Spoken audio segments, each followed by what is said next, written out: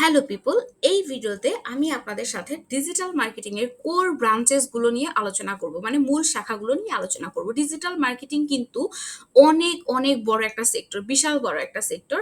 আপনারা অনেকেই হয়তোবা কোর্সের মাঝখানে এসে বলতে পারেন বা কোর্স করার পর বলতে পারেন যে আপনি তো বলছেন ডিজিটাল মার্কেটিং শিখাবেন, অ্যাডভান্সড ডিজিটাল মার্কেটিং শিখাবেন। কই আপু, আপনি তো হচ্ছে এসইও শিখাইলেন না। আপু, আপনি তো কন্টেন্ট মার্কেটিং শিখাইলেন না, ইমেল মার্কেটিং শিখাইলেন না। আপু, আপনি তো অ্যাফিলিয়েট মার্কেটিং শিখাইলেন না, সিপিএ মার্কেটিং শিখাইলেন না। অনেক কিছু বলতে পারেন। সো দেখেন, ডিজিটাল মার্কেটিং এর আপনি যদি নর্মালি গুগলে সার্চ করেন টাইপস অফ ডিজিটাল মার্কেটিং, অনেকগুলো ক্যাটাগরি আপনাকে শো করবে। এখন দেখেন, আমরা যখন ক্লাস 8 শেষ করে 9-এ উঠি, আমরা কি করি? 9-এ ওঠার পর আমরা সায়েন্স, আর্টস, কমার্স নেই। কমার্সের মধ্যে অনেকগুলো সাবজেক্ট থাকে। আমি নিজে কমার্সের স্টুডেন্ট ছিলাম 9-10-এ। তারপর হচ্ছে কমার্সের মধ্যে যেমন ফাইন্যান্স থাকে, উদ্যোগ থাকে, অ্যাকাউন্টিং থাকে, এগুলো থাকে, রাইট? তারপর একসময় যখন আপনি অনার্স লেভেলে উঠে যান, তখন কিন্তু মানে হচ্ছে আপনি যখন ইন্টারমিডিয়েট পার করে ইউনিভার্সিটি সেকশনে উঠে যান, তখন আপনাকে কিন্তু হয়তোবা শুধু অ্যাকাউন্টিং পার্ট নিয়ে পড়াশোনা করতে হচ্ছে বা শুধু ফাইন্যান্স নিয়ে পড়াশোনা করতে হচ্ছে। এগুলোর মধ্যে আবার আলাদা টপিক আছে, রাইট? কিন্তু আপনি কিন্তু তখন আর ওই যে ক্লাস 9-10-এর মতো ফাইন্যান্স, ব্যাংকিং, তারপর হচ্ছে ব্যবসা উদ্যোগ নিয়ে যে এগুলো আছে, বইগুলো আছে, তারপর হচ্ছে আপনার অ্যাকাউন্টিং, এগুলো নিয়ে কিন্তু সব কিন্তু আলাদা পড়ানো হচ্ছে না।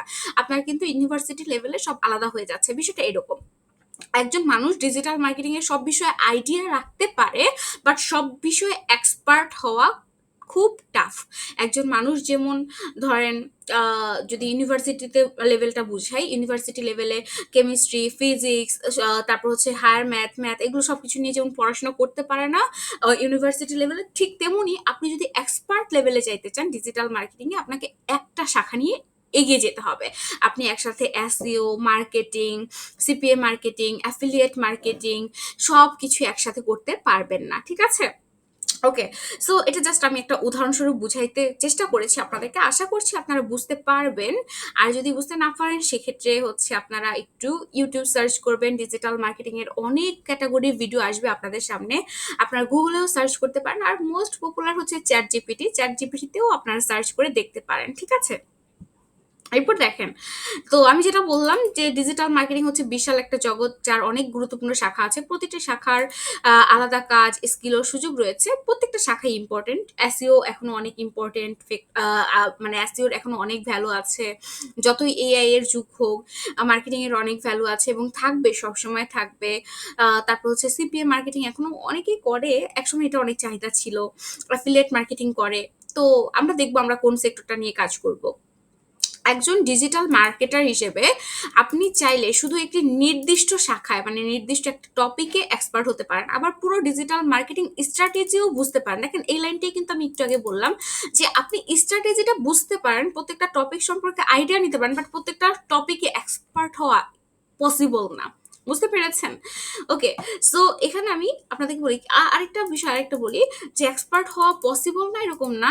কেউ কেউ থাকে এক্সেপশনাল, সে হয়তোবা ডিজিটাল মার্কেটিং এর পুরো বিষয়টা নিয়েই হয়তোবা এক্সপার্ট, তারা এক্সেপশনাল। বাট বেশিরভাগ মানুষ যেটা করে সেটা হচ্ছে যে কোনো একটা সেক্টর নিয়ে আগায়। যেমন আমি নিজে ডিজিটাল মার্কেটিং এর social media marketing and advertising নিয়ে কাজ করি, মানে মেইনলি অর্গানিক মার্কেটিং এবং পেইড মার্কেটিং নিয়ে কাজ করি, যেটা আগের লেসনে আমরা দেখেছিলাম।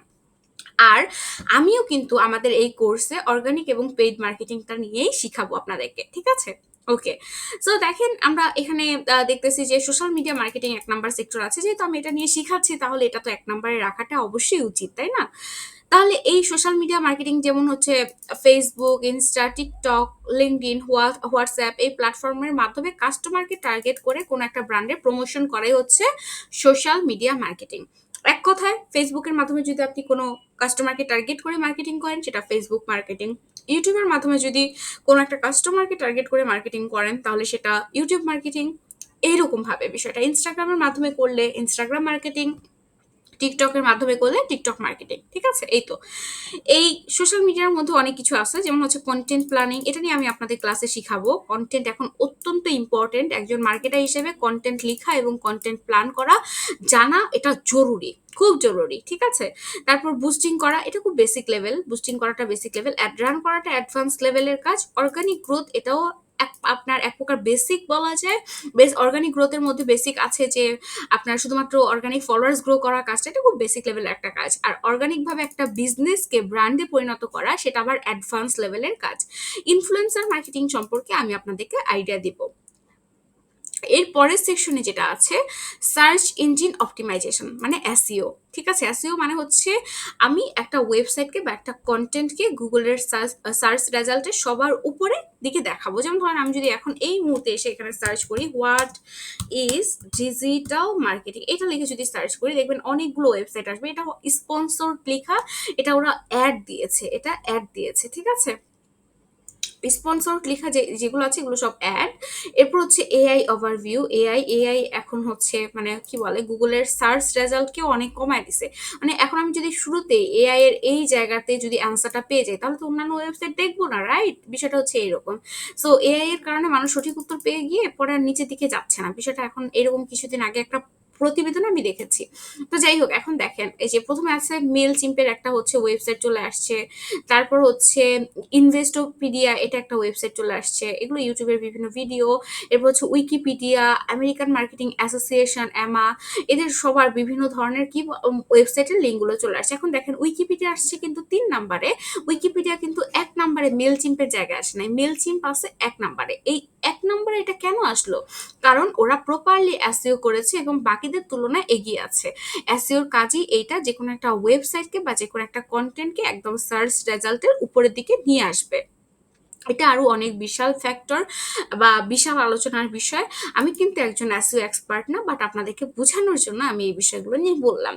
ঠিক আছে, তারপর এসইওর মধ্যে আবার অনেক ক্যাটাগরি আছে, keyword research, on page SEO, of page SEO, technical SEO, local SEO ইত্যাদি।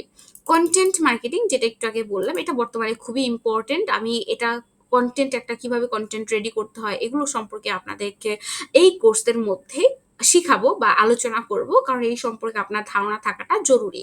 কিন্তু সবকিছু শেখানো আসলে আবার সম্ভব না, কারণ কন্টেন্ট মার্কেটিং এরও অনেক বড় একটা সেক্টর আছে। ঠিক আছে, তো আমরা সবাই শুনছি কন্টেন্ট ইজ কিং। আর কন্টেন্ট মার্কেটিং মূলত এমন একটা কৌশল যেখানে ভিডিও, আর্টিকেল, গ্রাফিক্স বা পোস্টের মাধ্যমে অডিয়েন্সকে আকৃষ্ট করে সেল বাড়ানো হয়। আমি যদি সহজ কথায় বলি, আমরা যখন ফেসবুকের নিউজ ফিডটা স্ক্রল করি তখন কিন্তু আগে একটা ভিডিওর দিকে তাকাই, বা হচ্ছে ছবির দিকে তাকাই, ছবিটা ভালো লাগে উপরে ক্যাপশনটা পড়ি, রাইট? বা উপরে ক্যাপশন দেখা গেছে 2-1 লাইন পড়ার পর যদি ভালো লাগে পুরোটা পড়ি, আর যদি ভালো না লাগে ডাইরেক্ট ইগনোর করে চলে যাই। এরকম কিন্তু হয়ে থাকে, রাইট?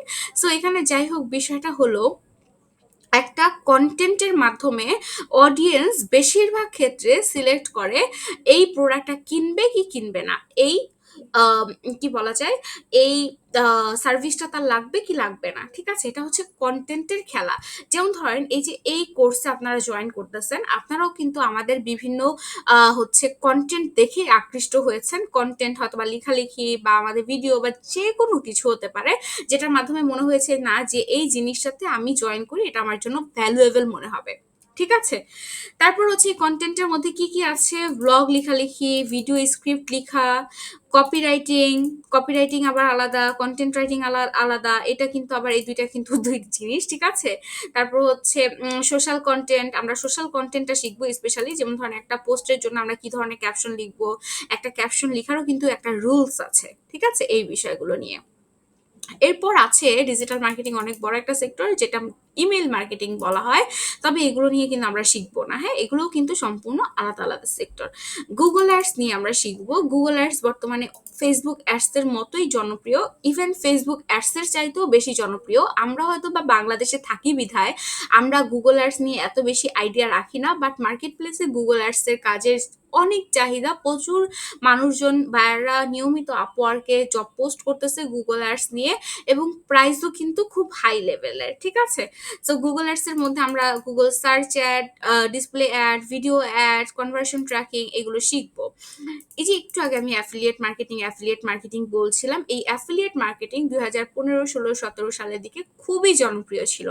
এখন আস্তে আস্তে সময়ের স্রোতে মার্কেটিং এর চাহিদা, অ্যাফিলিয়েট মার্কেটিং এর চাহিদা কমে যাচ্ছে। যাচ্ছে। একসময় একটা গ্রুপই ছিল অ্যামাজন অ্যাফিলিয়েট মার্কেটিং, এখন আছে কিনা আমি জানি না, বা থাকলেও অন্যান্য গ্রুপ থাকতে পারে।